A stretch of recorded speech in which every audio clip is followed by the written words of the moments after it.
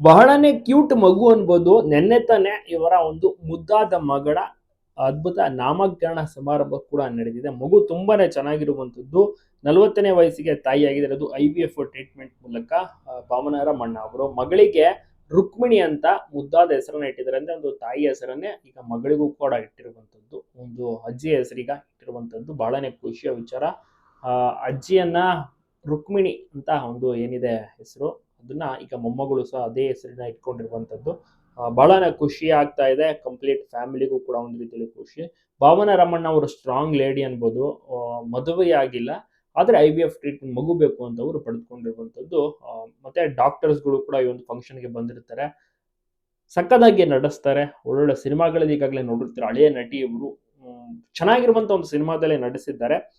ಮುದ್ದಾದ ಮಗಳ ನಾಮಕರಣ ಸಮಾರಂಭಕ್ಕೆ ಕೆಲವೊಂದಿಷ್ಟು ಆಪ್ತ ಸ್ನೇಹಿತರು, ಕುಟುಂಬಸ್ಥರು ಮಾತ್ರ ಭಾಗಿಯಾಗಿರುತ್ತೆ. ತುಂಬಾನೇ ಖಾಸಗಿಯಾಗಿತ್ತು. ಮನೆಯಲ್ಲೇ ನಾಮಕರಣವನ್ನ ಮಾಡಿದ್ದಾರೆ. ರುಕ್ಮಿಣಿ ಅಂತ ತುಂಬಾನೇ ಅರ್ಥಪೂರ್ಣವಾದಂತ ಹೆಸರನ್ನ ಇಟ್ಟಿದ್ದಾರೆ.